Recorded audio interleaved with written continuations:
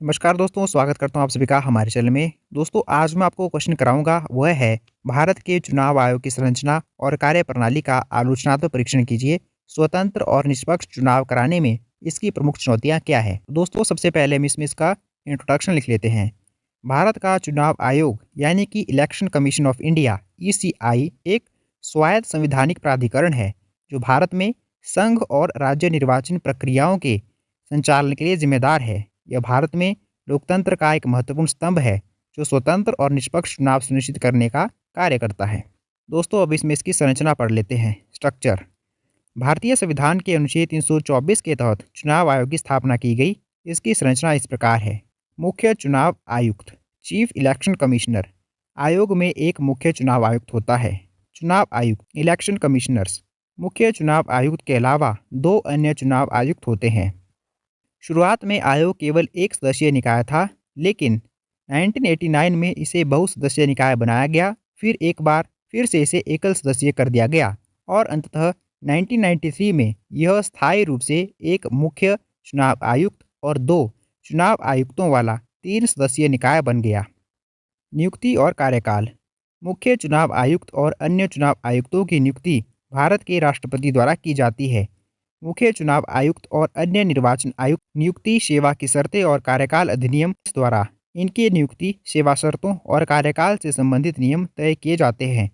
इस अधिनियम के अनुसार चयन समिति में प्रधानमंत्री अध्यक्ष के रूप में, लोकसभा के विपक्ष के नेता सदस्य और प्रधानमंत्री द्वारा नामित एक केंद्रीय मंत्री सदस्य के रूप में शामिल होते हैं। यह समिति मुख्य चुनाव आयुक्त और अन्य चुनाव आयुक्तों के पदों पर नियुक्ति के लिए राष्ट्रपति को योग्य उम्मीदवारों की सिफारिश करते हैं। इनका कार्यकाल 6 वर्ष या 65 वर्ष की आयु तक होता है, जो भी पहले हो। मुख्य चुनाव आयुक्त को संसद द्वारा महाभियोग के माध्यम से ही हटाया जा सकता है, जो सर्वोच्च न्यायालय के न्यायाधीश को हटाने की प्रक्रिया के समान है। अन्य चुनाव आयुक्तों को मुख्य चुनाव आयुक्त की सिफारिश पर राष्ट्रपति द्वारा हटाया जा सकता है। दोस्तों, अब हम इसकी कार्यप्रणाली यानी कि वर्किंग समझ लेते हैं। चुनाव आयोग के पास व्यापक शक्तियां और कार्य हैं, जो स्वतंत्र और निष्पक्ष चुनाव सुनिश्चित करने के लिए आवश्यक हैं। सबसे पहला पॉइंट है निर्वाचन नामावली तैयार करना और अद्यतन करना। यह सुनिश्चित करना कि मतदाता सूची सटीक और अद्यतन हो। दोस्तों, अद्यतन का मतलब होता है अपडेटेड, जिसमें सभी पात्र नागरिकों के नाम समान हो और अयोग्य नामों को हटाया जाए। अगला पॉइंट है चुनाव क्षेत्रों का परिसीमन। परिसीमन आयोग द्वारा निर्वाचन क्षेत्रों की सीमाओं का निर्धारण करना, ताकि जनसंख्या के आधार पर एक रूपता सुनिश्चित की जा सके। अगला है चुनावों का संचालन, अधीक्षण, निर्देशन और नियंत्रण। लोकसभा, राज्य विधानसभाओं, राष्ट्रपति और उपराष्ट्रपति के चुनावों की तिथियों की घोषणा करना। चुनाव आचार संहिता यानी कि मॉडल कोड ऑफ कंडक्ट तैयार करना और लागू करना, ताकि चुनाव प्रचार निष्पक्ष और पारदर्शी हो। उम्मीदवारों के नामांकन पत्रों की जांच करना। राजनीतिक दलों को मान्यता देना और उन्हें चुनाव चिन्ह आवंटित करना। चुनाव पर्यवेक्षकों की नियुक्ति करना। मतदान केंद्रों का निर्धारण करना और मतदान तथा मतगणना की व्यवस्था करना। चुनाव परिणामों की घोषणा करना। चुनाव विवादों का निपटारा। चुनाव संबंधी शिकायतों और विवादों का निपटारा करना। चुनावों में धन बल और बाहुबल अंकुश लगाना। चुनाव खर्च की निगरानी करना और अवैध फंडिंग तथा हिंसा को रोकने के लिए उपाय करना। दोस्तों, अब हम इसका आलोचनात्मक परीक्षण देख लेते हैं। भारत के चुनाव आयोग ने भारतीय लोकतंत्र को मजबूत करने में महत्वपूर्ण भूमिका निभाई है, लेकिन इसकी कार्यप्रणाली और स्वायत्तता पर कुछ चिंताएं और आलोचनाएं भी रही हैं। सबसे पहले हम इसके सकारात्मक पहलू पढ़ लेते हैं। संवैधानिक निकाय। संविधान द्वारा स्थापित होने के कारण इसे पर्याप्त स्वायत्तता और शक्तियाँ प्राप्त होती हैं। स्वतंत्रता और निष्पक्षता। आयोग ने कई बार राजनीतिक दबावों के बावजूद निष्पक्ष निर्णय लिए हैं, जिससे चुनावों की विश्वसनीयता बनी रही है। तकनीकी नवाचार। ईवीएम और वीवीपैट जैसी तकनीकों का उपयोग कर चुनाव प्रक्रिया को अधिक पारदर्शी और कुशल बनाया गया है। सशक्त पर्यवेक्षण। चुनाव पर्यवेक्षकों की नियुक्ति और आदर्श आचार संहिता के कड़े प्रवर्तन ने चुनावी कदाचार को कम करने में मदद की है। मतदाता जागरूकता। आयोग मतदाता जागरूकता अभियान चलाकर मतदान प्रतिशत बढ़ाने का प्रयास करता रहा है।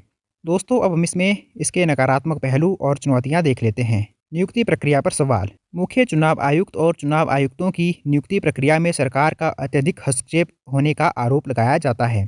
सुप्रीम कोर्ट ने भी इस संबंध में सुझाव दिए हैं कि चयन प्रक्रिया को और अधिक पारदर्शी और स्वतंत्र बनाया जाना चाहिए, जैसे अनूप बर्नवाल बनाम भारतीय संघवाद 2023 में। चुनाव आयुक्तों की सुरक्षा। मुख्य चुनाव आयुक्त को हटाने की प्रक्रिया सुप्रीम कोर्ट के न्यायाधीशों जैसी है, लेकिन अन्य चुनाव आयुक्तों के लिए सुरक्षा नहीं है।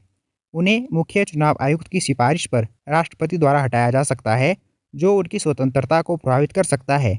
विधि आयोग की 255वीं रिपोर्ट ने इस पर विचार करने का सुझाव दिया है। अगला पॉइंट है धन बल और बाहुबल का प्रयोग। चुनावों में धन और बाहुबल का बढ़ता उपयोग अभी भी एक बड़ी चुनौती है। राजनीतिक दलों द्वारा बेहिसाब व्यय, अवैध फंडिंग और मतदाताओं को लुभाने के लिए पैसे और उपहारों का वितरण चुनावी प्रक्रिया की निष्पक्षता को कमजोर करता रहा है। आदर्श आचार संहिता का उल्लंघन। राजनीतिक दलों और उम्मीदवारों द्वारा आदर्श आचार संहिता के उल्लंघन के मामले बढ़ रहे हैं। निर्वाचन आयोग को इन उल्लंघनों पर प्रभावी ढंग से कार्रवाई करने और नैतिक मानकों को लागू करने में कठिनाई का सामना करना पड़ता है, खासकर सत्ताधारी दल के मामले में। सोशल मीडिया और गलत सूचना। फेक न्यूज, एआई जनित डीप फेक और सोशल मीडिया पर गलत सूचना का प्रचार चुनाव आयोग के लिए एक और गंभीर समस्या बनी है। इससे मतदाताओं को गुमराह किया जाता है और चुनाव परिणामों को प्रभावित किया जा सकता है। अगला पॉइंट है चुनावी सुधारों का धीमा क्रियान्वयन। कई महत्वपूर्ण चुनावी सुधार अभी भी लंबित हैं, जैसे दागी उम्मीदवारों को राजनीति से बाहर करना, चुनाव खर्च की सीमा को प्रभावी ढंग से लागू करना और राजनीतिक दलों के आंतरिक लोकतंत्र को मजबूत करना। मतदाता सूची में गड़बड़ी। मतदाता सूची में मृत व्यक्तियों के नाम, दोहरी प्रविष्टियां या योग्य मतदाताओं के नाम छूट जाना, ये सभी आरोप लगाए जाते हैं, जिससे चुनावों की निष्पक्षता पर सवाल उठते हैं। ईवीएम की विश्वसनीयता। कुछ राजनीतिक दलों और नागरिक समाज संगठनों द्वारा ईवीएम की विश्वसनीयता और पारदर्शिता पर सवाल उठाए जाते हैं। हालांकि चुनाव आयोग ने इनकी सुरक्षा और सटीकता का हमेशा दावा किया है। अगला है आयोग के पास स्वतंत्र कर्मचारियों का अभाव। चुनाव आयोग के पास अपने स्वतंत्र कर्मचारी नहीं होते, बल्कि वह सरकारी कर्मचारियों पर ही निर्भर होता है, जो चुनाव के दौरान प्रतिनियुक्ति पर होते हैं। इससे आयोग की कार्यप्रणाली प्रभावित हो सकती है। अगला पॉइंट है चुनाव में ध्रुवीकरण और सांप्रदायिक बयानबाजी।